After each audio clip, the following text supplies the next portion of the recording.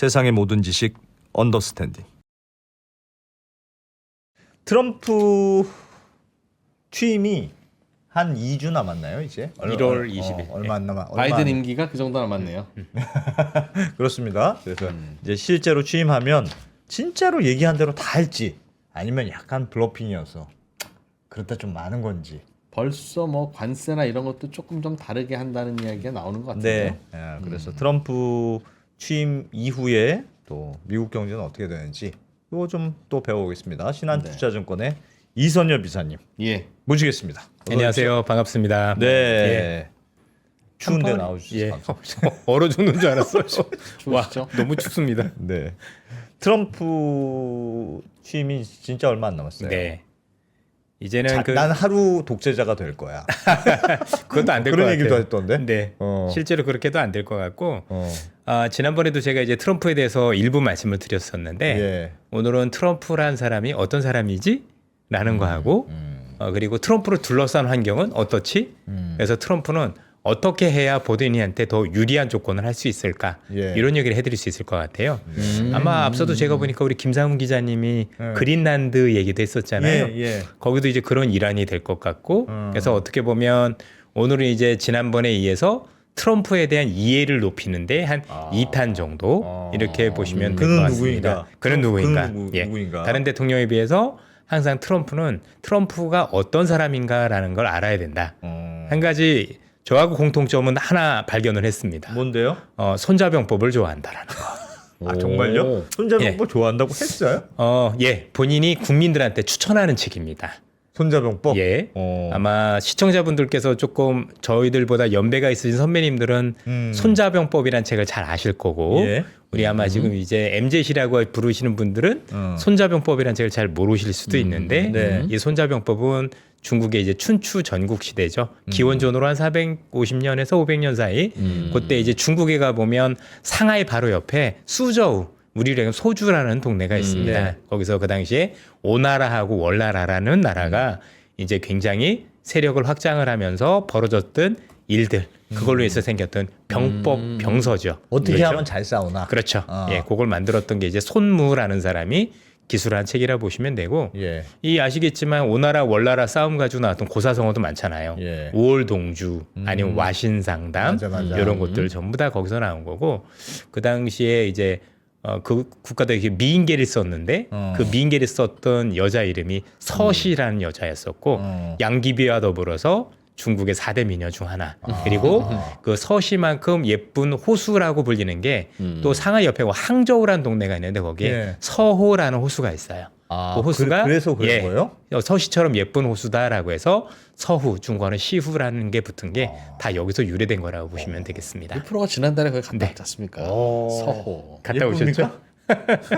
넓죠 그냥. 예. 넓죠. 넓어. 강인지 바다인지 구별 안 갈 만큼. 예, 그런 어떤 배경을 가지고 있는 게 이 책인데 이 책을 굉장히 좋아했고요. 저도 중학교 때 손자병법을 읽었는데 예. 일단 정비석 선생님이 썼던 소설부터 읽었었던 것 같아요. 그걸 바탕으로 해서 하여튼 중학교 때 심취했던 책이 손자병법이었던 기억이 나서 그래도 제가 일국의 대통령하고 그래도 어떻게 보면 공통점이 딱 한 가지는 있었구나라고 해서 스스로 위로도 해보고 그렇습니다. 그럼 이제 손자병법을 좋아하는 네. 트럼프. 본격적으로 우리가 트럼프라는 사람을 어떤 전략을 어떻게 쓰는지 왜 이런 어떤 이 사람이 이런 정책을 쓰게 된 배경이 있는지에 대해서 우리가 조금 한 번씩 알아봐야 되지 않을까라는 생각이 듭니다. 네. 우선 첫 번째 장표를 한번 보시도록 할까요? 자, 첫 번째 장표를 보시면은요. 최근에 우리나라도 정치적으로 굉장히 혼란스러운 상황이 되고 있지만 사실 이건 우리나라 문제는 아닙니다. 글로벌 전체적으로 아마 아시겠지만 우리나라에서도 현재 그 야당 대표로 계시는 분 그리고 또 이전 박근혜 대통령도 아마 정치 테러 했었던 거 기억이 나십니까? 있죠. 당했었던 기억이 나죠. 예. 그리고 아베는 이걸로 인해서 사망도 했죠. 예. 그리고 얼마 전에 있었던 트럼프도 피격당했던 기억이 나실 거고요. 자, 최근에 독일 같은 경우는 극우파들이 완전히 집권을 해야 된다라고도 하고 또 일론 머스크가 그걸 또 얘기를 하고 있을 정도가 되고 있고요. 그래서 지금 여기 보시는 것처럼 지금 유럽도 미국도 만만치 않다. 그래서 보통 시대상을 반영하는 게 그 나라 영화하고도 연관이 있는데 미국이란 나라가 예전에 제조업이 무너질 때 나왔던 영화가 프리티 우먼이란 영화. 그때 이제 망해가는 조선 업을 바탕으로 했던 영화라면 최근에 여러분들 극장에서 11월이라는 전쟁 영화를 보셨나요? 미국의 예. 옛날에 원래 11월은 남북 전쟁에서 남북이 싸우는 거 이번에 동서가 싸우는 거예요. 동쪽과 서쪽이 싸우는 11월이라는 영화가 또 개봉이 돼서 인기를 끌고 있는데 이것도 시대상을 반영을 하고 있다라고 보시면 되고요. 그렇군요. 아마도 트럼프가 들어오고 나면 여러분들도 11월. 우리나라까지는 아니더라도 미국도 생각보다 정치적으로 많이 분열되는 모습을 자주 목격하실 수 있을 거라고 생각을 하고 요거는 트럼프라 그런 게 아니라 전 세계가 공통적으로 일어나고 있는 현상이고 공통적인 예. 정치 대립 예. 양상. 이건 결국 양극화죠, 뭐. 그렇죠. 엄청난 양극화.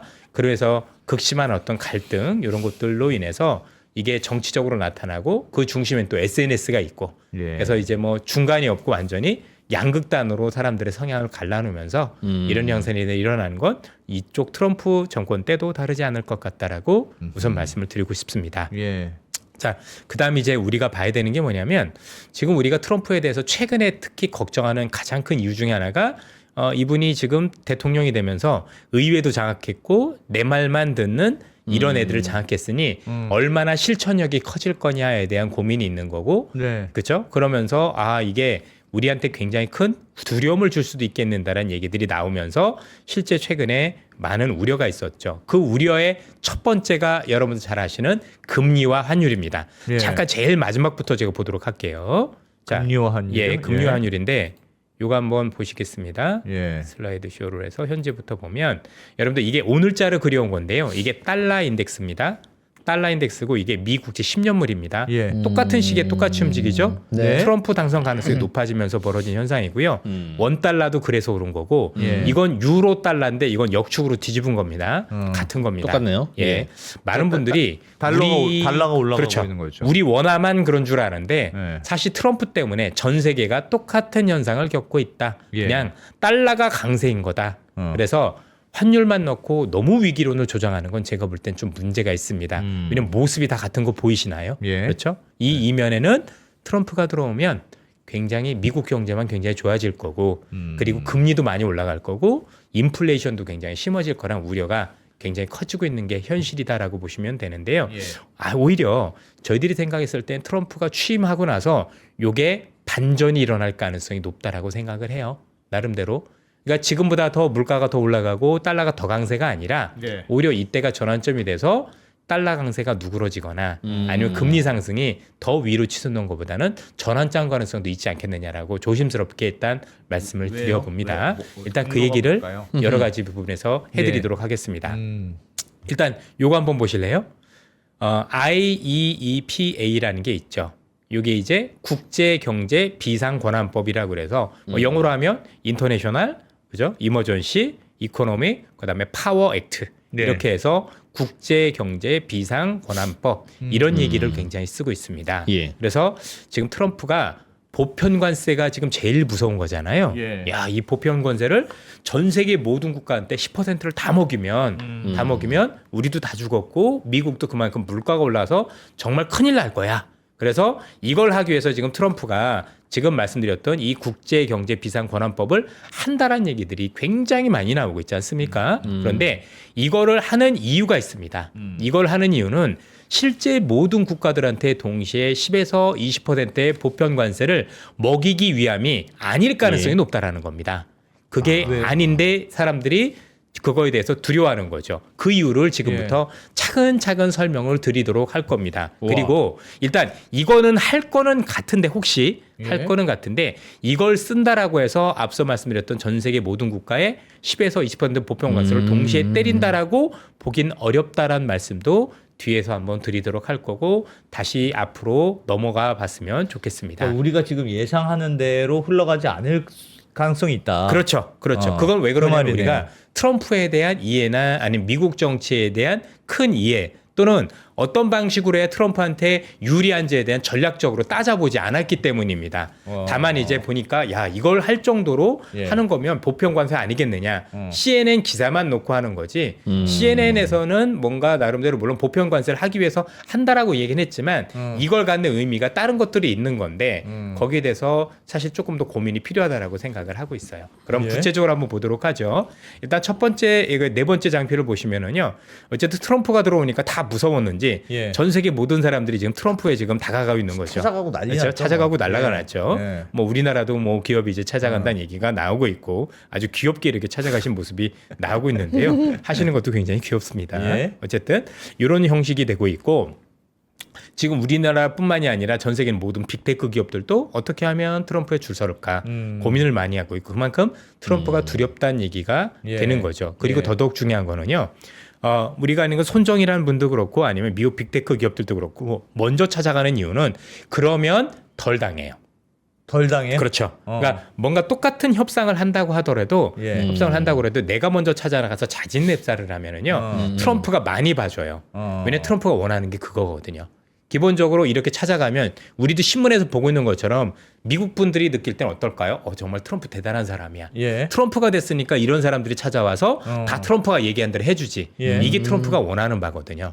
트럼프는 아시겠지만 공명심이 되게 큰 사람이기 때문에 언론에 내가 부각받기를 원하는 거고요. 그렇죠? 그렇게 해서 딱 보니까 먼저 찾아와서 하는 걸 보여주면 예. 자진납세를 하는 게 언론에 나와주면 봤지 내가 이런 사람이야. 그죠? 이런 효과가 있기 때문에 좋아요. 예, 좋아요 받는다. 맞습니다. 이런 사람들한테는 되게 긍정적으로 해준다라고 보시면 되겠습니다. 예. 그러면 트럼프가 어떻게 해서 이런 성향을 가지게 됐는지 우리는 알 필요가 있겠습니다. 예. 일단 트럼프에 대한 이해를 보시죠. 요 장표를 한번 보시면 되겠습니다. 굉장히 미남이 이 트럼프요. 예. 트럼프의 출생부터 여러분들 아시는 분들 계시겠지만 트럼프는 조상이 독일에서 건너온 분이죠. 그렇다면서요. 아버지는 예. 독일에서 건너왔고 예. 어머님은 아일랜드계 이민자 출신이고 아버지가 우리가 알고 있는 부동산 업자였다라는 걸 충분히 기억하실 겁니다. 일단 형은 알코올 중독으로 사망을 했고요. 예. 그래서 트럼프라는 사람은 술과 담배를 절대로 즐기지 않습니다. 아예 어느 정도냐면 백악관에서 담배 피는 사람 강요를 잘랐을 정도입니다. 너 나가라고 할 정도로 담배 피는 걸 극혐을 합니다. 그리고 제일 좋아하는 음료는 콜라입니다.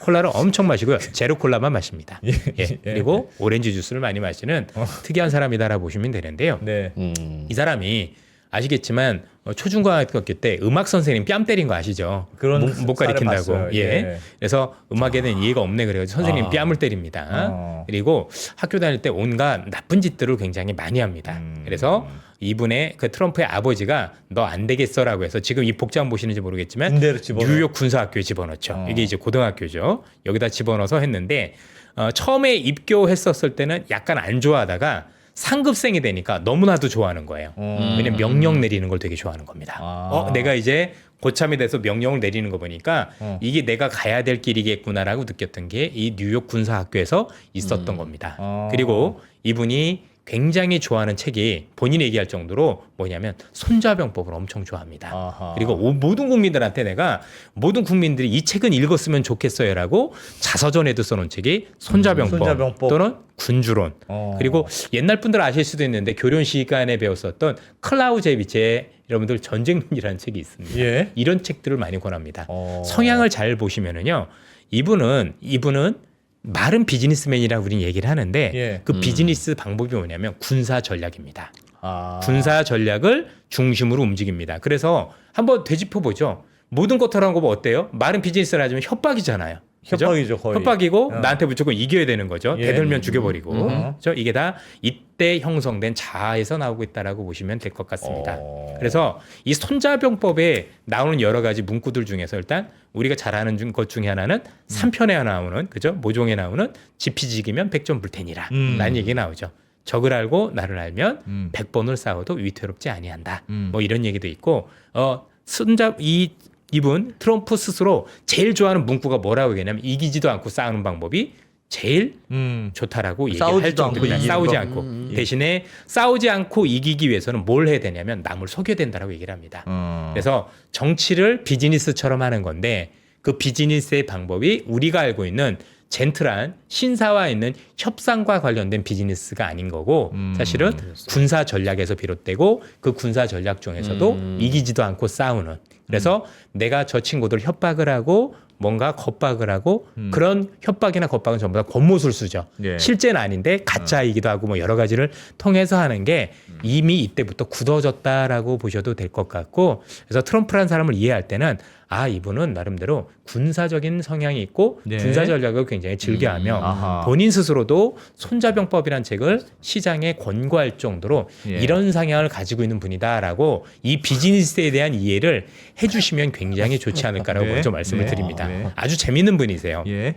그래서 모든 것들을 맞춰보시면 음. 느낌이 오실 거예요. 그래 저 사람 하는 거 보니까 그렇죠. 뭐 지금도 그린랜드 뺏는다라고 하고 파나마 뺏는다 안 하면 군사 한다. 이건 일반적인 비즈니스 얘기는 아니잖아요. 예. 뭔가 협상 카드라고 하더라도 저건 협박이지 그게 어떻게 비즈니스예요. 누가 보더라도 이런 성향을 가지고 움직인 분이 이분의 어떤 고분적인 특성이고요. 예. 파산도 한 5번 정도 해봤어요. 그러니까 그랬다면서요? 예, 파산도? 예, 파산도 많이 겪어봐서 고생이란 고생은 엄청 해본 사람이에요. 그렇죠? 그래서 이 사람이 자아가 어떤 식으로 형성이 됐는지 우리는 알 필요가 있겠다라고 예. 말씀을 드립니다. 다음 장 보시죠. 예. 그래서 그래서 열심히 사는 것 같아요. 열심히 살아요. 장난 아니에요. 그렇죠?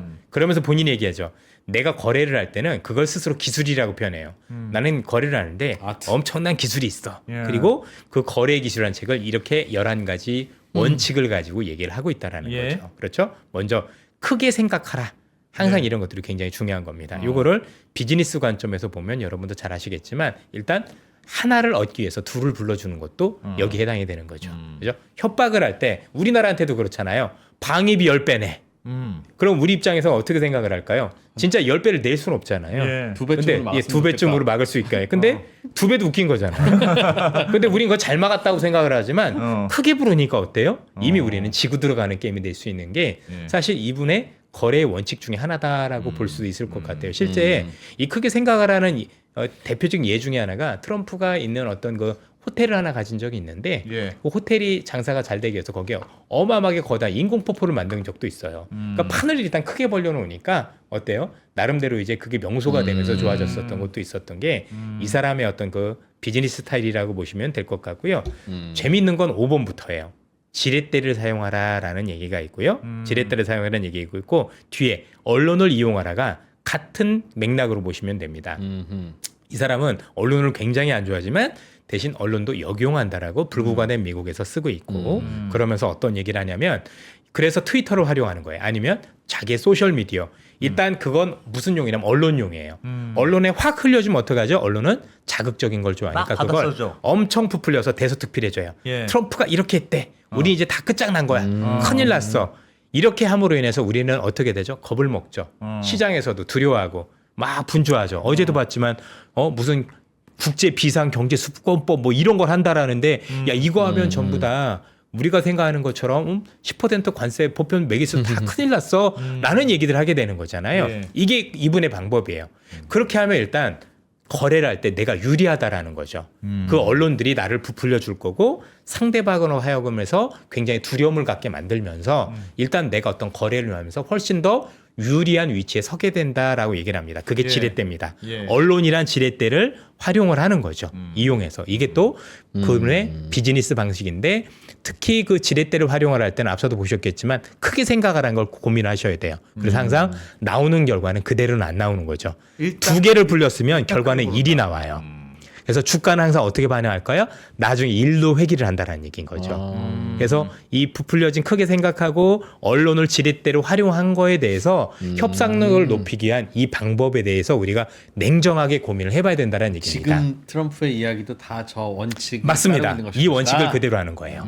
이분은 벗어나지 않는데 그럼에도 불구하고 워낙 실천력도 강하고 밀어붙이는 게 굉장히 강하다 보니까 시장에서는 긴장할 수밖에 없는 거죠. 그리고 이걸 잘 알고 있는 각국의 정상들은 그래서 미리 자진납세를 한 거예요. 가서 내가 하겠다. 손정이라는 분도 가서 열심히 해주고 있는 거고 아니면 미국엔 빅테크 애들도 먼저 나가서 자진납세를 해주고 있는 거고 되기도 전에 그래서 돈도 낸다라고 하고 트럼프가 원하는 메타도 이번에 그 원칙도 막 바꾸고 그랬잖아요. 예. 그 원칙을 바꾸면 안 되는 건데도 트럼프가 원하니까 내가 다 해줄게라고 해서 먼저 여기에 대해서 자진납세를 해주는 거죠. 그러니까 트럼프는 얼마나 의기양양해 있겠습니까? 이게 트럼프가 앞서 보여드렸던 어떤 삶의 살아온 흔적과 이런 것들과 관련해서 비즈니스를 이해할 필요가 있겠습니다. 그러면 이걸 보시는 많은 시청자분들께서는 보다 트럼프가 들었을 때는 냉정하실 필요가 있어요. 왜냐하면 그렇지 않고 실제 언론에서 얘기하는 그대로 혹시 믿게 되면 예. 여러분들은 굉장히 공포에 빠질 수밖에 없고 그러면 실제와는 다른 어떤 잘못된 판단을 할 수밖에 없는 상황들이 많이 도래할 수도 있다라는 거죠. 조금 더 냉정하게 봐서 진짜 트럼프가 원하는 게 뭔가에 대한 고민을 해봐야 되는 거고 어쨌든 우리가 그걸 100%알 수는 없다 하더라도 예. 아 저거는 협상에서 유리한 고지를 찾기 위한 어떤 부분일 텐데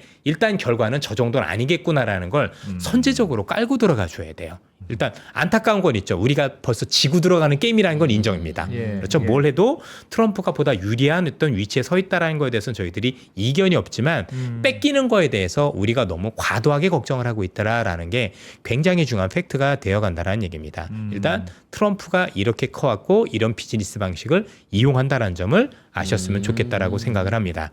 그런데요. 아무리 트럼프라도 바꿀 수 없는 여러 가지가 있다란 부분에 대해서 고민을 해줘야 되는 거고 예. 트럼프도 대단한 전략가이기 때문에 트럼프는 어떤 생각을 가지고 어떻게 전략을 짤 수 있는지에 대한 고민을 같이 손자병법을 좋아했던 사람으로서 한번 예. 말씀을 드려보도록 하겠습니다. 예, 네. 다음 장 한번 보시죠. 자, 트럼프가 원하는 세상은 뭘까요? 마가죠. 마가. 미국. Make America Great Great Again. 미국을 다시 위대하게. 저도 마가를 추천합니다. 저는 뭐냐면 Make Account Great Again. 다시 우리 계좌를 위대하게. 어떻습니까? 그죠? 똑같아요. 그러니까 같은 손자병법 읽은 사람은 예. 역시 마가를 좋아하더라. 저도 마가를 좋아하고 예. 여러분들도 마가를 좋아하고 그래서 일단 똑같은 마가를 좋아하는 사람으로서 얘기를 하는데요. 아 슬프다. 우리 신청자분들께서 예. 굉장히 중요하게 생각해야 될 건 뭐냐면 우리는 트럼프가 뭘 하고 싶어 하지에 초점을 둬야 돼요. 트럼프가 이걸 이루기 위한 수단에 눈이 가 있으면 안 되고 트럼프가 진짜 원하는 게 뭘까? 뭘 해야 좋아지지라는 게 있어야 됩니다. 예. 여러분들 트럼프는 왜 대통령이 됐을까요? 이번에 왜 유리하게 됐을까요? 그 무조건 1번은 물가라는 거 알고 계십니까? 물까요? 누가 뭐라 그래도 트럼프를 지지하는 요인들은 정말 많은 요인들이 있지만 1번은 무조건 일단 바이든이나 이쪽이 안 된 가장 큰 원인은 미국의 물가입니다. 물가 비싸서 못 살겠어. 네, 못 살겠어. 하니까. 바꿔보자라는 게 되게 컸고요. 그래서 물가가 중요합니다. 조금 더 바꿔 얘기해 보죠. 트럼프가 물가라는 요인이 굉장히 대통령을 당선시키는데 중요한 요인이 됐다라면 예. 트럼프가 돼서 물가를 더 올리면 될까요? 안 될까요? 안 되죠. 안 되는 거예요. 그렇죠? 이게 되게 중요해요. 그래서 물가를 여기서부터 잡지 못하면 사실 트럼프를 찍었던 사람들은 후회를 하게 된다는 걸 첫 번째로 기억해 주셨으면 좋겠습니다. 물가. 예. 그리고 우리가 알고 있는 것처럼 트럼프는 에너지 패권을 잡고 싶어 하고 예. 그다음에 무역 적자를 해소하고 싶어 하며 그로 인해서 또 제조업을 부활하고 싶어하고 중국을 견제하고 싶어한다라는 게 요게 목적이 됩니다. 이게 목표가 되죠. 그리고 이걸 이루기 위해서 관세 인상이나 감세 규제화나 불법 이민 차단이라는 수단을 사용하는 겁니다. 중요한 건 수단의 목적이가 있으면 안 됩니다. 이 수단은 목표를 이루기 위한 방법인데 예. 만약에 이 목표를 이루기 위해서 이 수단이 반대 결과를 내놓으면 반드시 트럼프는 이 수단을 바꾼다라는 게 중요한 겁니다. 예. 이건 전술이기 때문에 이걸 써봤더니 내가 원하는 목표하고 다른 결과가 나오네. 그러면 트럼프는 지난 1편에서도 말씀드렸던 것처럼 항상 말을 자주 바꾼다. 대표적인 게 뭐라 말씀드렸죠? 비트코인. 예. 비트코인 분명히 사기라고 하더니 아니죠. 그죠? 이제는 전략자산이래. 그러니까 이제는 본인한테 유리한 쪽이 됐으니까. 그런데 중요한 건 목표는 같다라는 거죠. 그렇죠? 목표는 위에 있는 것들이에요. 이걸 이루기 위해서 이 수단들을 활용을 하는 거예요. 그런데 이 수단이 활용이 됐었을 때 예상과는 다른 결과로 나오면 트럼프란 사람의 가장 장점 중에 하나는 바꿉니다. 바꾼다. 수단을 이거 아닌가 봐요. 그죠? 물가 딴 길로 가볼까? 안정과 무역 적자 해소를 위해서는 관세 인상이 필요할 수도 있을 것 같은데요. 있을 수도 있죠. 그 얘기 뒤에서도 해드릴 거예요. 예. 그래서 일단 물가 안정과 에너지 패권 이런 것들을 전부 다 이루기 위한 조건은 확실해요. 달러가 강세로 가면 불가능해져요. 달러가 추세적으로 현 상황부터 지속적으로 강세를 가면 일단은 요것들을 이루기가 대단히 어려워집니다. 일단 아시겠지만 제조업이 부활이 안 되겠죠. 왜요? 아니 수출이 안 달러가 되니까? 강세면 수출이 가격 경쟁력이 없어지잖아요. 전체적으로 또 하나는 관세 정책이 무효화되겠죠. 예를 들어서 관세를 10% 올렸는데 네. 달러 가치가 10% 오르면 우리나라 입장에서 그냥 여기서 수출하는 게 나아요. 예. 어차피 원화 가치 낮으니까 관세 똔똔해도 된다는 얘기죠. 그러면 그렇죠. 미국으로 공장이 갈 이유가 없어져 버려요. 예. 분명한 건 미국에 내가 공장이 가야 될 아무리 협박을 한다고 해도 가는데 유리해야 돼요. 예. 그래 미국 가면 우리가 알고는 감세 혜택도 받는데 환율 효과 이런 거 다 감안해도 관세 이런 거 해도 가는 게 낫겠는데라는 게 기업들도 있어야 되는 거예요. 무조건 오란다고 가지는 않는다라는 얘기입니다. 그래서 일단은 달러가 꼭 약세로 전환돼야 된다는 의미는 아니지만 예. 현 수준보다 훨씬 더 강세로 가는 건 사실상 트럼프가 뭔가를 이루기 위한데 불편하다고 보시면 됩니다. 더 웃긴 게 있습니다. 지금 달러가 왜 오를까요? 인플레이션 우려가 있는 거잖아요. 예. 그럼 여기서 달러가 더 강세라는 얘기는 인플레이션 우려가 더 커지는 거잖아요. 예. 요건요 트럼프한테 치명적인 게 됩니다. 그렇죠? 사람들이 아무리 뭐래도 먹고 사는 게 제일 중요한데 현 상황에서 먹고 사는 게 더 어려워지면은요 되는 게 없게 됩니다. 트럼프고 뭐고 다 필요가 없게 되는 거죠. 달러가 강세가 되면 현 수준보다. 그럼 물가가 오른다는. 그렇죠. 그러니까 물가가 오르기 때문에 달러도 강세인 거잖아요. 예. 금리가 오르는 거니까.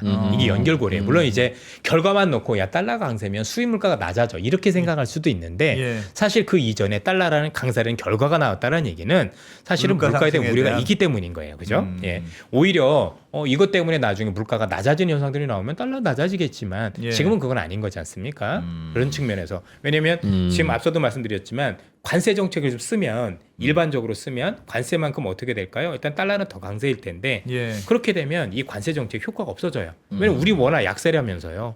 워낙 약세면 관세만큼 상세가 돼버리잖아요. 예. 그렇죠? 그럼 우리는 미국에 갈 필요도 없는 거고 미국의 물가만 올리는 부작용만 나타나는 거죠. 어쨌든 부작용이 있어도 순작용이 있으면 괜찮은데 네. 순작용이 별로 없어요. 어허. 그리고 미국에 들어간 애들 입장에서는 야 달러가 강세인데 그러면 미국에서 물건을 만들어서 미국 내수만 파는 건 아닐 거 아니에요. 수출도 해야 되는데 수출이 가능했느냐는 얘기죠.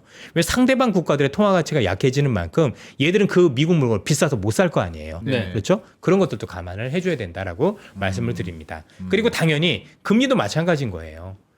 금리가 여기보다 더 높아지지 말아야 미국이 투자를 하죠. 미국에서 투자를 하려면 우리 신한은행 KB에서 돈을 빌리는 게 아닙니다. 미국에서 돈 빌려야 되거든요. 근데 저금리에서 어떻게 돈을 빌려요?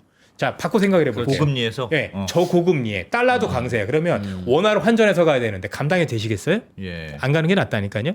그래서 이 두 가지가 있으면 트럼프가 원하는 조건이 성립이 안 돼요. 그래서 이렇게 생각하셔야 돼요. 아무리 트럼프가 아니라 트럼프 할아버지가 오더라도 여기서부터 달러가 추세적으로 강세로 가거나 아니면 금리가 추세적으로 상승을 하면 트럼프가 원하는 목표를 이룰 수가 없는 겁니다. 그렇죠? 목표를 이룰 수가 없기 때문에 그건 문제가 될 수 있다. 예. 그래서 뭐 추세적 하락 이런 건 아니더라도 어느 정도 선에서 물가도 안정을 시켜야 되는 거고 두 번째는 어느 정도 선에서 금리가 추가적으로 오르는 걸 막아야 될 의미가 분명히 있다라는 겁니다. 그래서 예. 트럼프는 이 두 가지를 고려해서 정책을 쓸 수밖에 없는 한계가 있습니다. 안 그러면 트럼프가 쉽지 않게 됩니다. 뒤자 한번 보면 됩니다. 자, 일단 트럼프가 가고 싶어하는 길을 말씀드려 볼게요. 자, 에너지 패권을 왜 얘기를 하는 거냐면 예. 에너지 패권을 통해서 쉽게 얘기해서 미국에서 화석연료와 관련된 채굴이 많아지면 우리 표현으로 에너지가 공급이 많아지면이죠. 석유도 많이 퍼낼 거고 가스도 많이 퍼낼 거고 그렇게 되면 어떻게 되죠? 물가가 안정이 되겠죠. 예. 일단 첫 번째고요. 두 번째가 재밌어요. 이 에너지 패권을 해야 서민이 고용 창출이 되는 거예요. 여기에서 허드렛 일을 하신 분들은 전부 다 미국의 백인 노동자들일 가능성이 높다라는 거죠. 이분들한테 일자리 주려면 AI는 의미 없죠. 예. AI 뭐 이분들이 코딩 하실 줄 알겠어요. 뭘 할 수가 있겠어요? 이분들한테 줄 수 있는 일자리가 요 에너지 패권하고도 연관이 있는 거예요. 그러니까 당연히 에너지 주권을 확립하기 위한 부분들도 있겠지만 기본적으로 서민 고용 창출과 굉장히 연관이 있으며 예. 동시에 이로 인해서 에너지 가격이 낮아지면 물가를 낮출 수 있는 효과를 가질 수 있겠다라고 해서 지금 에너지 패권 얘기가 많이 나오는 겁니다. 물론 최근에 아시겠지만 바이든이 여기에 대해서 몽리를 부려놨죠. 그래서 멕시코만 해서 신규 시출을 못한다. 못하게 만들어놨는데 그걸 돌리려는 노력들을 굉장히 많이 할 겁니다. 두 번째는 제조업 부활인데요. 이 제조업 부활이 되기 위해서는 에너지 패권이 선행이 돼야 돼요. 그래야 에너지 가격이 싸지고 쉽게 얘기하면은 비용이 싸져야 미국의 제품을 만들 때 경쟁력이 있게 되겠죠. 예. 그렇죠? 그래서 이 제조업이 나오면 중산층 육성이 됩니다. 한국이나 미국이나 질 좋은 일자리가 중산층을 만드는 거고요. 그건 서비스업 일자리가 아니라 제조업입니다. 제조업 일자리다. 진짜 우리나라도 뭐 현대차 아니면 여러분도 알고 계시는 대기업들 보시면 근로자분들 정말 열심히 일하고 계시지만 정말 질 좋은 일자리라는 건 다 알고 계시지 않습니까? 예. 그렇죠? 이런 것들을 위해서 있는 거고요. 당연히 이제는 제조업이 부활이 되면 미국 소비의 나라서 이제 돈을 버는 나라도 되는 거잖아요. 그럼 여러분들이 우려하였던 재정 적자도 축소되는 방안으로 되게 됩니다. 네. 아울러서 중국한테 공급망과 관련된 분리가 가능해지면 중국을 더 찍어 누르고 중국의 패권을 찍어 누를 수 있는 계기가 되는 것도 제조업 부활이 필요하다라고 말씀을 드릴 수가 있을 것 같습니다. 네. 참고로 제가 아까 말씀드렸던 거 미리 땡기면 이번에 트럼프가 대놓고 파나마 운하 내가 가져갈래, 그린란드 가져갈래 핵심은 딱 하나예요. 뭘까요? 결국은 중국 견제예요. 이게 가장 큰 요인이에요. 뭐 그걸 안 보라고도 얘기를 하지만 근데 어떻게 견제를 해요? 일단은 여러분들 아시겠지만 중국이란 나라가 미중 갈등이 있을 때마다 카드로 내미는 게 히토리 수출 안 한다예요. 예. 그렇죠? 예. 그런데 그 스토리를 유일하게 정말 제대로 가지고 있는 데가 그린란드거든요. 여기만 내가 미국이 손에 넣으면 중국 꺼져 해도 되는 거예요. 너 없어도 충분히 여기서 가능해. 아마 매장량 보시면 알겠지만 중국보다 약간 적은 정도죠. 그래서 중국 대체가 충분히 가능하고 우리 상훈 기자님께서 얘기했던 그 히토류 중에 하나 그게 영구 자석 만드는 거거든요. 네, 네. 그래서 일단은 이거를 내가 그린란드를 가져갔었을 때 사실은 중국이라는 애들이 쓸 수 있는 카드가 없어져 버리는 거예요. 내가 히토리 수출 안 할까? 그럼 하지 말던가. 나 그린란드에서 하면 되잖아. 이건 굉장히 중요한 거예요. 그러니까 중국의 어떤 그 협상 카드를 무력화시킬 수 있는 굉장히 큰 카드가 그린란드인데 앞서도 기사에서 보셨겠지만 여기에 지금 중국 애들이 들어와서 지금 판권을 가져가려고 노력을 많이 하고 있다는 얘기죠. 여기도 뺏겨버리면 미국 입장에서는 중국으로부터 나중에 이렇게 공급망 분리가 사실은 굉장히 불리해지는 예. 그런 요건에 가지고 있다고 보시면 되겠습니다. 파나마 운하도 마찬가지인 게 파나마 운하는 미국이 만든 거잖아요. 지금 파나마 운하 한 번 통과할 때 내는 평균 비용이 배 한 척당 10억이에요. 예. 7만 5천 달러 정도 되거든요. 그게 5만 달러부터 뭐 좀 10만 달러까지 가는데 평균적으로는 한 10억 정도 낸다라고 보시면 될 것 같고요. 예. 이게 몇 년 전에 이게 가물어 가지고 이게 물이 이렇게 올라오지 않아서 예. 여기가 좀 어려웠을 때 있었어요. 그때 중국이 여기 인프라를 엄청나게 투자를 해놨어요. 엄청나게 투자했는데 거기에 영향력을 행사 안 하겠습니까? 예. 당연히 행사를 하고 그로 인해서 중남미 쪽으로의 중국 영향력을 키우겠다라는 그런 생각을 가지고 있는 건데 이게 미국 입장에서는 못내 싫은 거죠. 야, 니들이 여기까지 들어와? 여러분들 트럼프는 의외로 바이든보다 훨씬 더 광범위하게 중국을 견제하고 싶어 하고 중국을 제대로 견제를 하기 위해서는 시장에서의 중국의 영향력을 견제할 필요가 있는 거고 또 중국이 쓸 수 있는 카드를 무력화시키기 위해서 해야 되는 게 그린란드라고 보시면 되겠습니다. 네. 철저하게 미국이 중국으로부터 분리하기 위해서 하는 조치를 이 두 가지를 하고 있다. 뭐 여기에 뭐 군사적인 얘기 여러 가지가 있겠지만 사실 핵심은 중국 경제가 가장 크다. 이렇게 판단을 해보셔도 될 것 같습니다. 어쨌든 공급 분리해야 되는데 중국이 예. 맨날 왜 그러겠어요? 히토리 수출 안 한다. 하든지 말든지 해봐. 그럼 미국은 반도체도 어려워지고 네. 전기차도 쉽지 않아지고 그죠? 우리가 하는 연구 자석도 쉽지 않아지고 그럼 양자 컴퓨터도 쉽지 않아지는 거예요. 그럼 뭔가를 하고 싶은데 그러니까 중국이 반도체 없으면 안 되는 것처럼 여기도 히토리 없으면 안 되는 거거든요. 네. 거기에 대한 어떤 부분들이 굉장히 달려 있다라고 보시면 되겠습니다. 그린란드는 뺏어 오겠군요. 뺏으려고 하겠죠. 5만 7천 명한테 투표만 하면 되는 거잖아요. 그죠? 야. 그냥 니네 분리 독립해. 분리 독립하면 그냥 끝장나는 거잖아요. 그럼 미국한테는 가지는 않더라도 최소한 덴마크령에서 나올 수도 있겠죠. 그러니까 수많은 당근을 주려고 노력을 많이 할 것 같아요. 그렇죠? 그러니까 일단은 되게 진심이에요. 트럼프가 얘기한 건 그렇게 될 수 있다 없다는 우리가 알 수는 없지만 엄청 진심이에요. 이거는. 예. 그렇죠?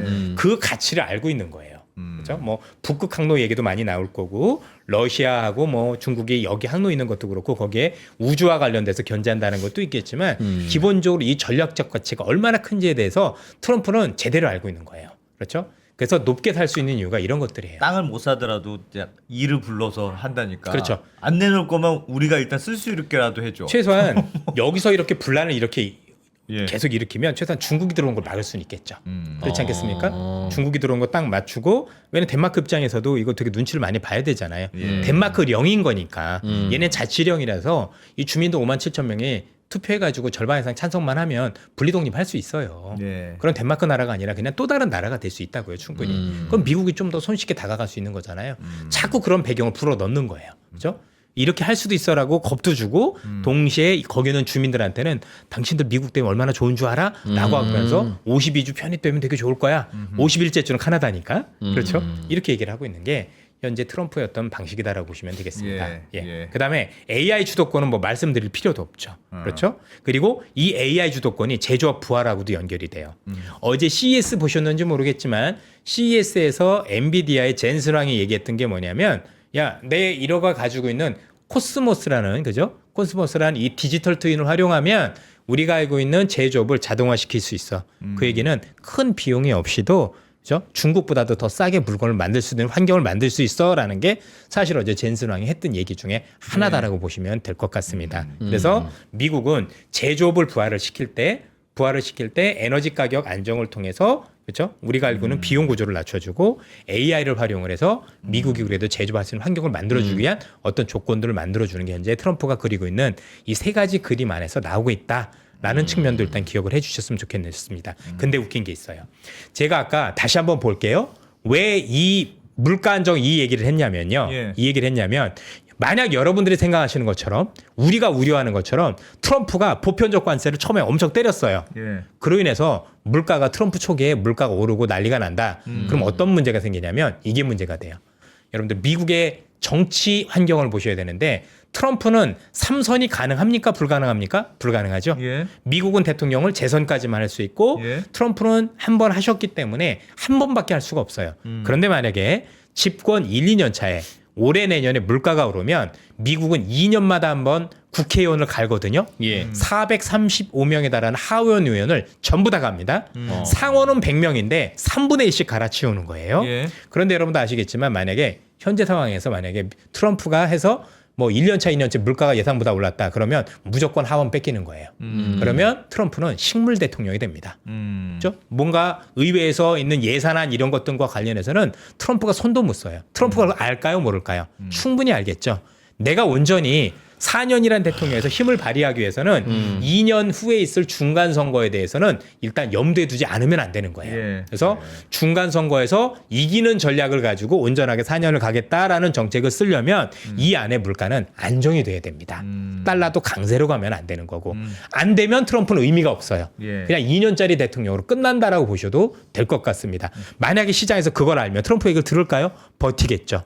하여튼 해봐. 네가 길게 갈 것 같아? 이게 더 무서운 거잖아요. 그럼 트럼프는 어떤 방식으로 달러 강세를 막을까요? 그래서 지금 그 얘기를 해드리려고 하는 겁니다. 네. 그래서 이것까지 충분히 이해가 되실 거라고 생각을 합니다. 예, 그래서 됐습니다. 그러네. 트럼프라는 사람은 집권 초기에 2년 뒤에 있을 선거에서 불리한 결과를 가져오면 안 된다. 어떤 식으로도 안 되겠구나라는 게 이건 팩트겠죠. 그래서 물가를 올리지 않으면서 세상을 휘어잡아야 되는 거고 그러면서 내가 4년 동안 강한 힘을 쥐고 있어야 된다라는 철저한 어떤 전략적인 생각을 할 수밖에 없는 한계가 있다고 보셔야 그러니까 됩니다. 궁금한 게 예. 말씀해 주시겠지만 물가가 올라가면 안 돼요. 그러니까 지금 금리 뭐 관세 문제도 있지만 금리가 이제 안 떨어질 거라고 생각하는 거 아닙니까? 그렇죠. 금리를 높여요. 근데 그럼 달러 가치가 높아져. 그러니까 그게 막 다 맞물려 있죠. 맞습니다. 예. 그 트럼프 그때도 말씀하셨듯이 트럼프가 원하는 목표가 서로 이해상충적인 목표라. 맞아요. 달러는 낮추고 싶고 물가도 낮추고 싶고 금리도 낮추고 싶어. 근데 이 정책을 쓰면 그게 안 되는 거죠. 그러니까 예. 이건 예. 뭔가는 하나를 예. 포기해야 될 맞습니다. 텐데 뭘 포기할 거냐의 그렇죠. 문제 아니냐. 예. 그리고 한번 보세요. 네. 그래서 지난번에도 이건 보여드렸던 건데 그래서 재무장관인 베센트가 얘기한 거 다시 한번 복귀해 드릴게요. 예. 트럼프의 관세 위협은 협상에서 양보를 끌어내기 위한 전략이에요. 이 얘기를 그대로 말씀드리면 결국 관세 부과는 협상 여부에 따라서 안 될 수도 있고 덜 먹여질 수도 있는 거예요. 그러니까 예. 관세가 안 먹여진다가 아니라 어떻게 내가 더 주느냐에 따라서 덜 줄 수도 있고 안 할 수도 있고요. 예. 그렇죠? 근데 결과는 이미 관세를 매겨지는 건 아니에요. 분명히 협상을 할 거니까 협상을 우린 뭐래도 뺏기겠죠. 예. 그렇죠? 내가 뺏기는 만큼 관세가 덜 부과되는 거고 내가 뺏기는 만큼 어떻게 되죠? 관세가 먹여지지 않을 수도 있다라고 보시면 예. 될 것 같아요. 그리고 뒤에 거 두 번째가 재밌어요. 관세 제한에 대해 물가에 미치는 영향을 고려해. 점진적으로 이게 무슨 뜻인지 아시죠? 관세를 올리되 물가에 미치는 영향이 없어야 되는 거예요. 그렇죠? 그래서 그럼 어떻게 하면 그게 가능할까? 그 얘기를 이따 점진적으로? 뒤에서 중요하게 말씀드릴 예. 거예요. 자 보세요. 관세를 먹이는 건 하는데 관세를 먹이더라도 어떻게 하면 물가를 올리지 않고 관세를 부과할 수 있고 상대방을 겁줄 수 있지? 이거에 대한 전략이 있어야 된다는 얘기죠. 예. 이건 저 얘기가 아니라 베센트도 얘기를 하고 있는 거예요. 그죠? 그다음에 여러분들 지출 뭐 제한하는 요것도 얘기를 해드렸고 자 일단 여러분들 여기서 한번 중요한 게 있어요. 만약에 말입니다. 제 생각과는 다르게 제 생각과 한다는데 트럼프가 올라와서 여기서 금리가 더 오른다. 네. 그럴 수 있죠. 예. 금리가 더 오른다. 그러면요. 일단은 정책을 쓰기에 앞서서 우리가 생각지도 못한 큰 위기가 닥쳐요. 그 첫 번째가 이겁니다. 이게 뭔지 아시죠? 이 밑에 있는 게 미국 은행들의 손실난 채권, 아직 미실현 손실이라고 얘기를 하죠. 예. 기억 안 나십니까? 실리콘밸리 은행 예. 이거 해결 하나도 안 됐어요. 지금 미국에 있는 많은 은행들은 여전히 이따만큼 많은 엄청난 미실현 손실을 채권 시장에서 안고 있어요. 그래서 일단 경제를 살리기 이전에 예. 여기서 금리가 우리가 생각했던 것보다 훨씬 더 높은 수준으로 올라가면 일단 미국의 금융주들부터 거덜이 나요. 거덜이 나면 시스템이 마비가 되잖아요. 예. 정책이고 뭐가 없는 거예요. 두 번째는 여러분들 엔화예요. 여기서 만약에 미국의 금리가 더 올라가면 엔화는 더 약세로 가겠죠. 예. 엔화가 약세로 가보면 엔화 약세, 일본은 모든 물건을 수입하니까 수입 물가 상승. 그럼 일본 입장에서 어쩔 수 없이 금리를 생각보다 많이 인상을 해야 되거든요. 예. 경제도 안 좋은데 금리 인상하면 어떻게 될까요? 예, 역시 여러분들 일본 때문에 또 큰 홍역을 치려는 일이 벌어질 수도 있겠죠. 이걸 미국이 충분히 알 수 있겠죠. 그래서 최소한 어느 정도 금리가 되더라도 요 두 가지 트리거가 작동하지 않을 수 있는 정도에서 뭔가를 해줄 수밖에 없는 예. 한계도 존재한다는 점도 꼭 기억을 해주셨으면 좋겠어요. 많은 분들이 그냥 트럼프가 되면 다 그대로 될 거야. 그래서 금리도 엄청 오르고 그러는데 그러기 이전에 이미 시장이 죽어요. 예. 시장만 준 게 아니라 경제도 작살이 난다고요. 그래서 요걸 미국에 있는 베센트가 모를 거라고 생각하십니까? 미국 트럼프를 둘러싼 이 엄청나게 훌륭한 분들은 이걸 충분히 다 알고 있다고요. 일개 저도 알고 있는데 이걸 미국에 있는 분들이 모른다는 건 말이 안 된다. 충분히 이런 것들을 고려한다. 그래서 아까 다시 한번 베센트는 얘기를 하잖아요. 본인이 재무장관인데 이거 꼭 고려해서 해야 돼라고 얘기를 하고 있다라는 겁니다. 그래서 그런 한계도 있다라고 보시면 될 것 같습니다. 자, 그런 상황에서 최근에 여러분들 SNS 시작한 거 보셨죠? 그렇죠? SNS. 우리가 알고 있는 트럼프가 여기 여러분들 보시는 것처럼 트럼프의 소셜 미디어에 이런 것들을 올렸잖아요. 일단 이게 어떤 의미가 있는지 제가 조금씩 말씀드려 볼게요. 트럼프가 취임 첫날 관세 부과를 중국에 하겠다라고 했죠. 예. 10% 추가 관세 부과할 거야. 그렇죠? 근데 이유가 되게 웃기죠. 왜 부과한다고 얘기했었죠? 너 자꾸 기축통화에서 멀어지려고 하더라. 너 달러 자꾸 써야 되는데 기축통화에서 멀어지려고 그러더라. 그럼 너 내가 관세 부과할 수 있어. 이걸 그대로 얘기할게요. 트럼프가 원하는 거. 미 국채 좀 사주면 안 돼? 자, 기축통화에서 이탈하지 않는 방법이 뭘까요? 금을 사는 게 아니라 뭘 사면 되는 거죠? 미 국채를 사주면 되는 거예요. 예. 그럼 미 국채를 사면 금리가 올라갈까요? 내려갈까요? 금리는 내려가게 돼 있죠. 예. 그래서 너 미 국채 사주면 내가 관세 안 때릴게. 대신에 안 때리면 너 재미없어. 뒤질 줄 알아. 이게 트럼프의 협박이에요. 그래서 트럼프의 중국에 대한 첫 번째 협박은 미 국채 좀 사줄래요. 이 언어가 그 언어라는 걸 알고 계셔야 돼요. 아, 트럼프가 이런 것들에 대한 고민을 하고 있구나라고 생각을 해주셔야 되는 거예요. 두 번째가 재밌어요. 멕시코한테도 25%, 카나다한테도 25% 관세 먹였죠. 예. 이유가 뭐였는지 기억나십니까? 불법 이민자 차단이었죠. 예, 예. 너희들 때문에 그 통로를 통해서 마약이 들어오고 있고 불법 이민자들 들어오고 있어라는 거잖아요. 근데 이게 어떤 의미인지 아십니까? 뒤에 한번 볼까요? 자, 여러분들 트럼프가 그 얘기했더니 카나다가 어떻게 했어요? 카나다가 국경 안보에 얼마를 늘린다? 지출을 1조 3천억 달러 늘린다고 했죠. 예. 이게 비용 절감이에요. 국경을 내가 아니라 니들이 지켜. 이해가 되세요? 만약에 미국이란 나라 멕시코에다가 국경에다가 장벽을 세우고 예. 병력을 배치하면 이 돈이 수십조 수백조 원이 들어가요. 예. 그렇죠? 근데 이걸 내가 하면 그렇잖아요. 멕시코 네가 하라 이거예요. 네가 해. 네가 해. 그럼 난 어떻게 되는 거죠? 불법 이민자도 차단할 수 있지만 예. 중요한 건 뭐도 할 수 있는 거죠? 비용을 절감하세요. 이미 보이잖아요. 카나다가 이미 자진납세했잖아요. 나 비용 내가 이거 쓸게. 왜 카나다 쪽에서 많이 안 들어오거든요.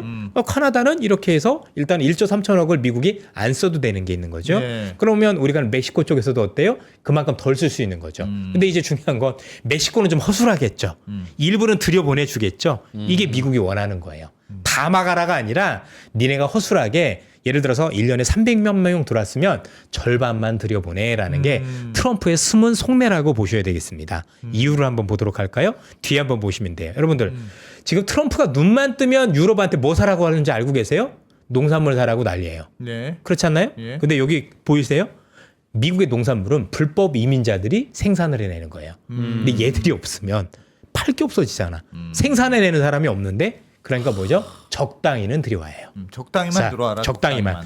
너무 많아 지금 330은 너무 많으니까 이건 아닌 거고 이건 아닌 거고 적당히 내가 그래도 수출할 수 있는 정도만 해주면 좋겠다라는 게 미국의 속내라고 보시면 돼요. 그걸 다 막는다? 수출할 수 없어져요.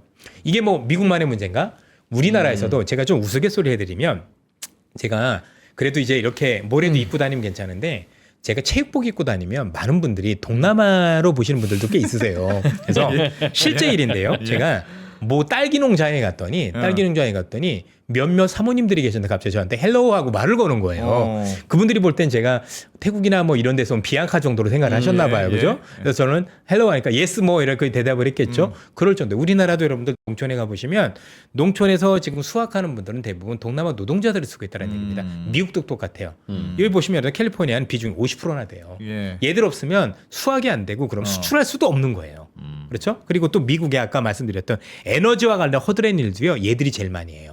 그럼 뭐 생산을 해야 될 거 아니야. 생산하는데 얘들이 없으면 불가능하다니까요. 자, 여러분들 이렇게 생각해 보세요. 우리나라에서 지금 젊은 친구들, 대학 나온 친구들한테 허드렛 일 하라면 합니까? 공장 가라면 안 가잖아요. 그렇죠? 어려운 일 하라면 안 하잖아요. 미국은 안 그럴까요? 똑같아요. 그 일 할 누구는 필요하다라는 거죠.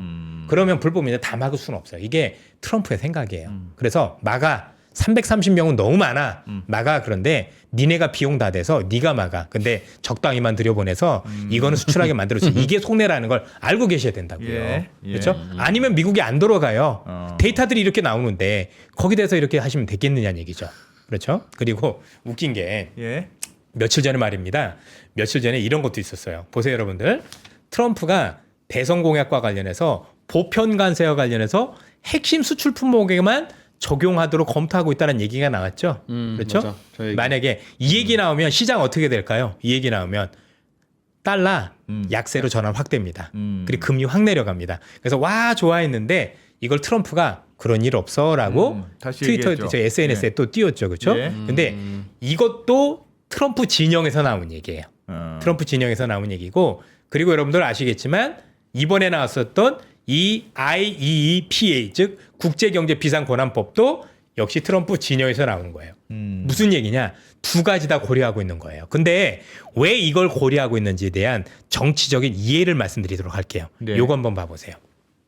여러분들 지금 미국의 하원 의원이 몇 명이라고 말씀드렸죠? 435명. 자, 435명에서 과반이 되려면 몇 표가 있어야 돼요? 218표가 있어야 돼요. 그렇죠? 근데 공화당이 몇 명이에요? 219명이요. 과반에서 몇 명 많아요? 한 명이요. 그죠? 그럼 여러분들 여기서 중요한 게 공화당 의원 중에서 2명만 배신하면 트럼프가 원하는 거 아무것도 안 돼요. 그런데 중요한 게 뭔지 아세요? 이번에 이분이 지금 하원 의장이거든요. 이분 안 됐었다니까요. 사실 다른 정치적인 이슈도 아니고 가장 그래도 공화당이 하원에서 가장 많은 표수를 얻었으니 여기서 하원 의장 나오는 건 당연하잖아요. 근데 그게 안 됐다고요. 왜? 공화당 의원들이 몇 명이 반대해버린 거예요. 그래서 여기 보이시죠? 막판에 그나마 트럼프가 전화해서 야 이것 좀 해주라라고 해서 간신히 하원 의장이 선출된 거예요. 뒤집어 얘기해 볼게요. 이 가장 쉬운 물론 쉬운 건 아니지만 가장 쉬운 하원 의장 선출도 간신히 됐어요. 트럼프가 전화해서. 그런데 대부분의 경제 이슈는요. 미국 하원에 공화당에서 또라이 의원들이 진짜 많아. 한 10분 정도 계시거든요. 얘들 쉽지 않아요. 그럼 트럼프가 의회에 권한이 있는 여러 가지 정책을 쓰면 될까요? 안 될까요? 될 가능성이 없는 거예요. 그러니까 야 이거 내가 갖고 가고 협상을 하려면 내가 힘이 세 보여야 되잖아요. 그렇지 않습니까? 내가 한국한테 아니면 유럽한테 야 너 국방비 5% 내. 아니면 너 관세 때릴 거니까 나한테 줘. 라고 하려면 내가 어떻게 해야 돼요? 협상력이 세 보여야 되죠. 근데 지금 의회한테 맡기면 죽도 밥도 안 되겠는 거예요. 얘들 믿다가 내가 뒤질 것 같은 거예요. 그러니까 어떻게 돼요? 요게 필요한 거예요. 국제경제비상권한법. 이걸 가지면 의회가 필요 없어져요. 안보상 대통령이 결정한다. 그렇죠. 안보상 대통령이 결정한다. 근데 트럼프가 원하는 건 결정권을 내가 갖고 싶은 거지 그게 전면 관세를 때리겠다라는 게 아니에요. 여러분들 보편 관세라는 건 의회의 승인이 있어야 되는데 내가 협상하러 갈 때 카드로 카드로 내가 힘 있다라는 걸 갖게 되는 게 이거예요. 자, 제가 트럼프예요. 제가 트럼프인데 전 세계 모든 국가한테 똑같이 10% 때리잖아요. 네. 그럼 미국만 작살나고 효과가 없어요. 왠지 아십니까? 항상 제일 무서운 게 뭔지 아세요? 환율인데 제일 중요한 건 뭐냐면 나 혼자만 떨어져 있을 때요. 쉽게 설명드릴게요. 자, 미국이 만약에 전 세계 모든 국가한테 10% 때렸어. 네. 그럼 왜 영향이 없냐면 내가 믿을 게 없는 거예요. 나도 10%고 중국도 10%고 일본도 10%야. 나랑 경쟁하는 모든 국가는 똑같이 관세를 맞죠? 안 그럼 맞는 또 거는 그다음에 똑같아. 예. 똑같이 10%씩 예. 비싸게 팔면 되는 그러면 거지. 안 맞는 것만 못하. 그래서 별로 영향이 없어요. 그럼 제일 무서운 게 뭔지 아세요? 나는 관세 맞았는데 쟤는 안 맞으면 그게 무서운 거예요. 그렇지. 한국은 10% 관세인데 일본은 없다. 한국은 10% 관세 맞았는데 중국은 없다. 이건 문제가 되죠. 그래서 최고의 협상 카드는 뭐냐면 이간질이에요. 그러네. 쟤는 하고 쟤는 안 하고. 그래서 보편 관세를 전 세계 때릴 가능성이 처음부터 없었던 거예요. 왜냐면 그러면 그건 트럼프가 원하는 그림이 아니에요. 그러려면 어떻게 해야 돼요? 내가 내 마음대로 할 수 있는 권한이 있어야 돼요. 근데 지금 의회를 보니까 한 표 차이야. 이게 되겠느냐고. 아니 그 첫 단추인 하원 의장마저도 안 돼. 그래서 내가 전화를 돌려야 될 정도면 앞으로 모든 법안 나올 때마다 모든 의원들한테 전화해서 나 좀 해주라. 근데 그중에 또라이 몇 명은 안 할 거 아니에요. 네. 그럼 어떻게 돼? 외국에서 보면 협상력이 없어 보이죠? 안 들어도 되겠네. 뭐 굳이 제대로 안 될 것 같아. 시간에 내워라, 세월에 내워라. 다 필요 없다. 이렇게 돼 버리는 거예요. 그렇죠? 지금 여러분들 요 여러 가지 법안들이 있거든요. 예. 지금 미국이 협상력을 크게 가지려면 왜 이게 필요하냐면 이 IEEPA라는 국제경제 비상권한법을 제외하면 나머지 것들은요. 이건 또 어떤 단점이 있냐면 시간이 걸려요.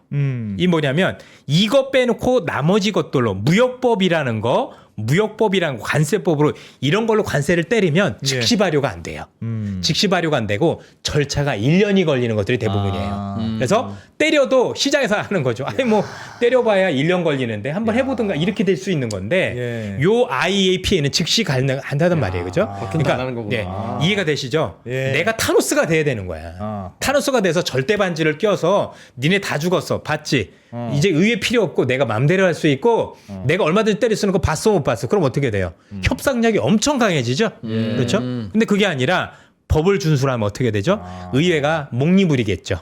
의회가 목리부릴 거고 또 하나 나머지 것들은 절차가 너무 복잡을 해서 정차가 복잡해서 안 된다라는 거죠. 아하. 대표적인 게 일반적인 이 무역법 232조 이런 것들은요. 이것도 국가 안보와 관련 있을 때 하는 건데 이렇게 때려버리면 국가 안보와 관련이 있다는 걸 상무부에서 최소한 석 달에서 1년 정도 조사를 해야 돼요. 그래서 거의 1년 정도 조사를 해서 안보하고 연관이 있네요라고 하면 그때 때릴 수 있어요. 그러니까 실제 관세가 1년 뒤에 나오죠. 그러니까 트럼프 입장에서 협상이 있을까요, 없을까요? 없는 거예요.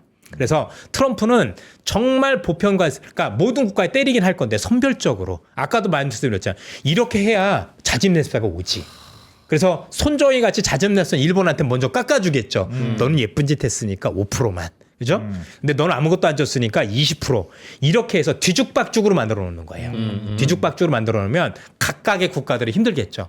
와, 나만 불리해. 그럼 어떻게 해야 돼요? 그 불리함을 극복하기 위해서 더 열심히 갖다 줄 수밖에 없는 거예요. 그게 트럼프가 원하는 비즈니스 방식이라 보시면 돼요. 그래서 트럼프를 잘 알아야 된다고 말씀을 드리는 겁니다. 근데 모든 국가한테 똑같이 10% 그거는 차별성이 없어요. 차별성도 없고 다 같이 버틸 수 있는 이렇게 말씀드려도 되는지 모르겠지만 지수가 빠질 때 모든 종목이 다 빠지면 서로 위로하죠. 그죠? 아유, 뭐 나도 물 먹었어? 당신도 우리 술이나 한잔 하지. 근데 반등할 때가 문제예요. 저 사람 건 반등했는데 내 거 반등 안 하잖아요. 혼자 한강 가게 돼 있어요. 이게 제일 무서운 거라고요. 항상 혼자 무리해서 떨어지는 거. 이게 제일 무서운 거라고 보는데 일단 협상력 강화를 위한 맞는 그 말이네. 부분에서 국제경제비상권한법을 할 가능성이 높습니다. 중요한 건 뭐냐면요. 만약에 트럼프가 그래서 여러분들 이 얘기가 나온 거예요. 보편 관세 얘기가 그래서 나온 거예요. 근데 보편관세 이것조차도 제대로 하려면 이것조차라도 제대로 하려면 그 비상경제 권한법이 있어야 된다라는 거죠. 그래야 내가 이 국가는 몇 프로, 제 국가는 몇 프로, 이 품목 저 품목 내가 마음대로 정할 수 있기 때문입니다. 대통령한테 모든 권한을 주니까 말이 여러분들 이 법이 어떤 법이냐면 미국은 전쟁 났어. 그러니까 모든 권한을 국회 이런 거 필요 없고 대통령한테 권한을 몰빵 몰아주자 이거예요. 그렇죠? 그러려면 그만큼 비상이 돼야 되는 쉽지는 않지 않습니까? 네. 근데 그럴 정도로 힘은 강해지겠죠. 그러니까 트럼프 스스로 타노스가 돼서 내 맘대로 전략적인 부분을 쓰기 위한 방편이다라고 보셔야 돼요. 그래서 만약에 이게 되고 나서 앞서 말씀드렸던 정책을 지금 말씀드렸던 것처럼 보편관세 수입 품목 특정 이렇게 때리고 국가별로 하면은 예. 그렇게 인플레이션이 오르지 않는다라는 얘기입니다.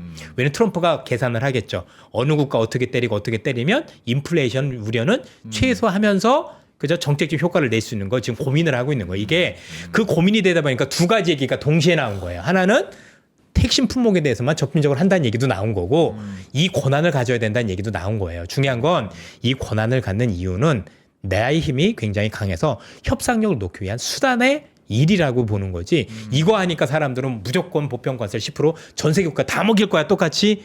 이게 오히려 트럼프 입장에서 좋은 방법이 아니다라는 얘기죠. 아니다. 예. 네. 그죠? 왜냐하면 우리가 남은 아닐 수 있는 거잖아요. 그죠? 예. 똑같이 맞았는데 그리고 그것 때문에 미국 물가 올라가면 어떻게 돼요? 달러 강세, 원화 약세, 위안화 약세 그럼 관세 해 때려도 의미가 있어요 없어요? 없게 돼 버리는 거예요. 이해가 되시죠, 그죠? 그래서 아 그렇구나. 전 세계 모든 것한테 10%다 때리면 미국의 물가만 올라가서 달러 강세니까 올해 관세 효과도 없어져서 그리고 모든 국가가 똑같이 관세가 부과되는 거니 미칠 게 없으니까 사실은 애들이 말을 들을 가능성이 별로 없겠구나. 협상이 안 돼요. 그죠? 중요한 건 트럼프가 원하는 거 하나죠. 내가 더 강해 보여서 내가 더 세 보여서 저 국가한테 내가 더 많은 걸 뜯어내고자 하는 힘이 있어야 되는 게 트럼프의 전략인데 그러려면 이걸 가져가야 된다라고 보시면 지금 되겠습니다. 그럼 지금의 달러는 트럼프가 관세를 무지하게 때릴 거고 그걸 그렇죠. 감안한 다소 오버슈팅된 달러 강세다라고 예. 보시는 거예요? 그게 왜 그러냐면 최근에 얘기 들어보시는지 모르지만 채권 자경단이라는 얘기 들어보셨어요? 네. 이걸 틈타서 채권 투자하는 애들이 전부 다 채권 전부 다 공매도 치고 앉았잖아요. 계속 매도 치고 있잖아요. 그러니까 어떻게 돼요? 금리가 계속 오르죠. 달러도 그렇고 이게 국제적인 투기 세력이 붙어서 훨씬 더 오바된 거예요. 엄청나게. 실제보다 더 많이 오바되고 있어요. 엄청나게.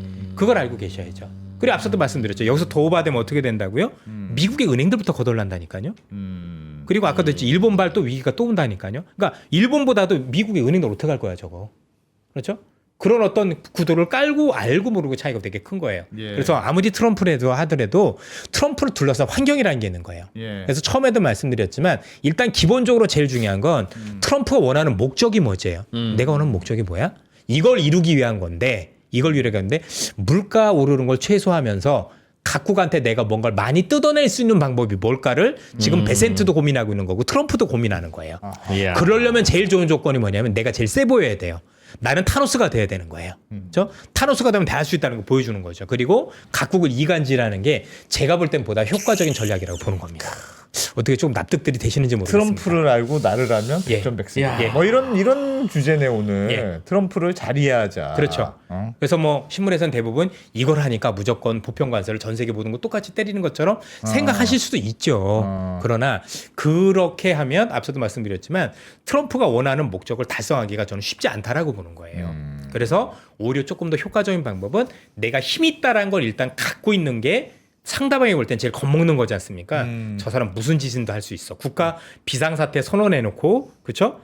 전쟁에 관한 모든 것들은 권한을 다 가지고 있으니 쟤한테 걸리면 죽을 거야라는 어떤 두려움이 있어야 각 국가들한테 협상력이 높아지는 거고. 그리고 지금 이미 그렇잖아요. 지금 이미 손정에 가서 저렇게 자진납세했는데 똑같이 때린다라면 납세한 의미가 없잖아. 여기부터 차등을 더 주는 거예요. 그렇죠? 너는 예쁘네 5%만. 너는 안 했으니까 10% 뭐 이런 식으로 계속 이간질해 주는 거죠. 협상력이 되게 빨라질 가능성이 높다고 보셔야 됩니다. 그리고 처음부터 딱 하는 게 시한을 주겠죠. 니들 안 하면 언제까지 안 하면 다 죽었어 이렇게 얘기를 하는 거죠. 여러분들 이미 트럼프가 얘기한 공약대로 안 되고 있는 게 트럼프가 되는 첫날 우크라이나 전쟁 끝낸다고 했는데 보셨나요? 말 바뀐 거? 네. 6개월 내 끝내는 거로 바뀌었죠. 공식적으로 바뀌었죠? 이미 다 물러나고 있잖아요. 그렇지 않습니까? 그리고 트럼프가 원하는 여러 가지 법안을 한 번에 묶어서 언제 처리한다? 45일 안에 처리한다. 이미 즉시가 아니죠. 몇 달 걸린다는 얘기죠. 왜? 의회가 승인 안 해줘서 그래요. 그죠? 얘들 미치겠는 거죠. 그러니까 의회를 자꾸 설득을 해야 되는데 시간이 많이 필요해요. 우리나라하고 달라서 미국엔 또라이들 많다니까요. 국회의원들 중에서. 진짜 목리부른 애들 많아요. 왜? 그것도 본인이 힘이라고 생각을 하는 거예요. 왜냐면 2표만 배신하면 되니까 그 2표 중에 하나가 나면 나한테 어떻게 돼요? 나중에 더 많은 걸 얻어낼 수도 있는 전략도 얘네들한테 있었던 거예요. 내가 이거 반대하면 트럼프가 또 전화하겠지. 당연하죠. 그죠? 그럼 딜을 쳐야죠. 그러면 나 이거 해줄 테니까 너 내 지역구에 뭐 조금 더 해줄래? 걔네들이 트럼프를 좋아하겠어요? 내 지역구 당선되는 게 중요한 거지. 2년 뒤를 위해서 뛰는 게 국회의원들의 성격인 거지. 원래 뭐 전 세계 국회의원들이 나라 생각하는 거 보셨습니까? 그런 거 없어요. 내 표가 중요한 거지. 여기도 똑같아요. 그럼 어떻게 될까요, 여러분들? 거기는 지역 국민들한테 뭔가 얻으려면 내가 힘 있다는 걸 보여줘야 되죠. 그렇죠? 그 의원들이 한 10분 정도 있더라고요. 그 중에 두 명이 이번에 반대를 했었던 거고. 그래서 저는 이거 보고 뜨악했어요. 야, 이게 하원 의장 선출도 트럼프 맘대로 안 되는 거였어. 이것조차도 트럼프가 나서서 전화를 돌릴 거면 나머지 건 안 봐도 하는 거죠. 왜냐면 자기 지역구 이익에 따라서 안 될 수도 있는 거죠. 그렇죠? 그렇죠? 그래서 여러분들 요즘 IRA법 이런 거 있는데 그것도 의회에 주면 의회에서 통과 안 될 가능성도 있는 그렇겠네요. 거죠. 생각을 해보면 그렇지 않겠습니까? 아마 그래서 최근에 2차 전지도 튀어오르지 않나 이런 생각을 기본적으로 갖는 건데 이런 미국에서 있었던 정치적 구도 그래서 이렇게 되다 보니까 트럼프하고 베센트는 머리를 맞대겠죠. 어떻게 하면 물가를 올리지 않고 가장 효과적으로 내가 세 보일 거며 각국들한테 더 많은 거 얻어낼 수 있을까? 그런 어떤 조합점을 찾기 위해서 사실 이런 여러 가지 논리들을 펴가고 있다라고 보셔도 될 것 같습니다. 그리고 이게 아까도 손자병법과 관련된 여러 가지 군사 전략들하고 맞물려 있다고 보셔도 될 것 같아요. 야, 되게 이해가 되네. 좀 설득이 되셨는지 모르겠습니다. 네. 어려운 얘기가 될 수도 있었을 것 같은데요. 이거는 영어로 자막을 달아서 전 세계에 퍼뜨려야 돼. 야, 그러니까 투자자들이 트럼프 저거 그런 별거 아니야. 생각했구나라고 생각을 해야 달러도 약세로 가고 그렇지. 뭐 그렇게 가지. 우리가 항상 예전에 우리 주식시장에서 나쁜 뉴스 나오면 더 좋아. 뭐 bad is good이라고 한 게 그게 무슨 뭐 어디 손자병법에 나오는 게 아니라 네. 투자자들이 그렇게 생각하니까 그렇게 된 거잖아요. 실제 요거 한번 보세요. 그 관련 기사가 있어요. 예. 트럼프가 취임해서 요 마가 관련 법안을 한꺼번에 추진한다 그러는데 기사가 어떻게 났냐면 다만 당내에선 실패음이 크다는 우려가 여전하다. 그렇죠? CNN 방송은 이 정도 규모 법안은 여러 유관위원회를 거쳐 협상도 오래 걸린다면서 근소한 다수당이어서 딸랑 한 표 앞서고 있어서 실수가 용납될 지금 알고 있는 거죠. 그죠? 그러니까 이대로 가면 이거 안 될 가능성이 100%인 거예요. 그 10명 한 명만 지금 돌아서도 될까 말까 2명만 돌아서면 끝장인데 그렇죠. 그중에 지금 10명이 지금 반대를 하고 있거든요. 실제로. 근데 이거 안 되니까 뭐죠? 할 수 없어. 그래서 타노스 돼보자. 그래서 이게 막판에 나온 거예요. 이거 나온다고 해서 내가 내 마음대로 해가지고 하겠다는 게 아니라 최고의 전략을 짜보겠다는 거. 그러려면 나 마음대로 할 수 있는 권한이 있어야지. 이거 의회한테 맡기니까 자꾸 반대해서 보시는 것처럼 일단 뭐 어떤 얘기 나와요? 시간이 오래 걸리고. 그럼 2년 지나요 그냥. 그럼 어떻게 협상이 안 돼? 그러면 트럼프도 진짜 각국이 지켜보도 우리나라 아니 협상하자더니 지네가 법이 통한다면 어떻게 돼? 이해가 되십니까? 그죠? 이게 지금 미국의 입장이에요. 일기 트럼프 때도 네. 트럼프가 하고 싶은 대로 되게 안 됐던 것 같아요. 의회가 문제였어요. 의회도 예. 문제고 그 백악관 내에서도 반대하는 맞아요. 사람들이 있고 그래서 네. 뭐 그래서 너 반대하면 자르고 뭐 하여튼 굉장히 하여튼 생각보다는 순탄하게 가지는 않았던 것 같아요. 우리나라처럼 국회가 이제 한쪽으로 기울면 상관이 없는데 예. 여기는 두 표 차이라 어쩔 수가 없어요. 이게 진짜 신의 한 수인 거죠. 진짜 한두 명만 배신하면 법이 안 되는. 그러니까 어때요? 말 많은 미국의 국회의원 선거를 생각을 해보면 쉽지 않은 거죠. 그리고 이게 2년밖에 안 남았어요. 근데 진짜 이러다 2년 가게 생긴 거예요. 그러니 요것과 관련해서 뭐라고 얘기를 하는 거예요? 이거 법 통과하는데 몇십 일 걸린다라고. 이것도 몇십 일이에요. 그러면 나머지 법안들은 더 할 거 아니에요. 그죠? 그렇겠네. 야, 관세 법안 해줘 그러면 의회 싸워서 한 6달 걸릴 거 아닙니까? 예. 그럼 무슨 협상이 되겠어요. 애들이 법을 만들어줘야 뭘 하든지 말든지 해야지. 그러니까 기껏 트럼프가 네. 관세 매기고 뭐 한다고 해서 협상해서 왔는데 미국 결정되려면 몇 개월. 미국 하원이 날리면 트럼프는 쪽팔려서 어떡하나. 예. 그런 구도가 나온다는 거죠. 예. 여러분들 트럼프가요. 대단한 사람이라고 그래서 보는 거예요. 아, 이런 전략까지 가지고 시장을 움직이는구나. 내가 뭔가 이루기 위해서는 의회를 믿으면 안 되겠구나라는 방편이라고 생각을 하시면 되고 트럼프의 생각이 그래서 하는 거고 그래서 아마 제가 볼 때는 아까 얘기했던 그 관련 법을 쓸 수도 있겠죠. 그렇죠? 재미있는 현상들이 벌어질 거예요. 근데 이제 문제가 명분이 없는 거죠. 지금이 전쟁에 준하는 시대라고 얘기를 할 수 있는 명분이 안 보이니까 지금 그걸 찾고 있다라 보시면 될 것 같아요. 예. 이선엽 장군 이선엽 요즘 장군이면 이상해지는 거 아시죠? 네, 끌려갑니다. 예. 이선엽 이사님의 가정을 그럼 이해하고 받아들이면 투자는 어떤 방향으로 해야 메이크 어카운트 그레이터 어게인이 될까요? 일단 만약에 물론 이제 제 생각에 다 맞을 수는 없겠지만 제 생각이 맞다라면 지금 사실 우리나라 원화는 사실 전환점에 온 게 맞아요. 많은 분들이 1,500원 넘을 거고 그 이상 갈 거라고 말씀을 하시지만 예. 되려 반대일 가능성이 높다라는 거죠. 물론 이전에 비해서 우리나라가 이전만큼 경쟁력도 없고 그다음에 뭐 해외 투자도 많고 그래서 레벨 자체가 예. 옛날에 했던 1,200원, 1,100원 이런 건 아니라는 건 알지만 네. 1,500원 가고 그런 그림은 아니고 최소한 1,400원대 초반까지 가는 그림. 미국의 금리도 현재 시점을 기점으로 해서 그죠? 1월 안에는 피크를 찍고 내려가는 그림. 그러면 그동안 미국의 금리가 올라서 피해를 봤었던 업종, 그다음에 달러가 굉장히 강세여서 피해를 봤었던 업종 등의 대반등 가능성이 높아요. 뭐 어떤 업종 있었지? 여러분들 이미 그 중에 하나가 한국이라는 국가예요. 지금 외국인이 5일 연속 주식을 대규모로 매수하고 있는 거 알고 계십니까? 외국인들이 볼 때 제 생각과는 반대로 트럼프가 움직인다라면 앞으로도 워낙 약세일 텐데 지금 굳이 뭐하러 사요? 더 많은 피해가 있을 텐데 이 친구들은 이미 그렇다라고 생각을 하고 한국 시장에 베팅을 크게 늘리고 있다라고 보시면 됩니다. 오히려 지금 미국이 쉬어가는 그림이 나오는 거죠. 그래서 되려 지금 만약에 그런 그림이 나오면 와 우리가 트럼프에 대해서 큰 방향은 맞는데 트럼프에 대한 우려를 너무 과도하게 했는데라고 하면 그 과도한 우려는 일정 부분 돌려주는 흐름이 나올 거고 그러면 미국이 아닌 비미국 한국을 비롯해서 이런 국가들의 주가 반등 그리고 미국이 조금은 쉬어갈 수 있는 그런 흐름이 있을 수 있다라고 보셔야 될 것 같습니다. 야, 그럼 이건 우리 저 정치 국면에도 변수가 되겠다. 될 수 있죠. 지금 그동안 환율 오르고 뭐 주가 떨어지고 하는 게 그것 때문이라고 다들 주장하면서 뭐 그랬었던 건데 아니 그런 요인도 있겠지. 있죠. 웬만하면 그럼요. 하나도 없겠어. 반등하면 영향이 없진 않죠. 그것도 확실히. 영향이 예. 당연히 있죠. 있지만 근데 이것도 있고 미국 영향도 네, 있는 거죠. 있지만 미국 영향이 더 컸어요. 앞서도 보셨지만 달러의 방향, 미 국채 금리 방향이 우리나라, 일본, 유럽, 중국이 다 똑같아요. 근데 그럼 그게 우리나라 계엄 때문에 전 세계가 똑같이 된 건 아닐 거잖아요. 우리가 정도가 더했죠. 예. 그건 인정합니다. 그래서 확실히 영향이 있는데 큰 방향성은 사실 미국이 더 컸다라고 봐야 돼요. 그래서 정도의 차이는 내부적인 요인이 확실히 있는 거고 네. 방향은 미국이 잡고 있다라고 보시면 됩니다. 알겠습니다. 이야 진짜 오늘 주옥과 같네. 네. 이야 자 신한투자증권 이선엽 신한투자 기자님. 조건은 좋겠다 진짜. 이야. 월급 좀 더 올려달라고 좀 방송 좀 해주세요. 알겠습니다. 너무 짜. 신한투자증권 사장님 듣고 계십니까? 좀 해주세요 좀. 네. 네. 이선엽 기자님 잘 들었습니다. 감사합니다. 고맙습니다. 예.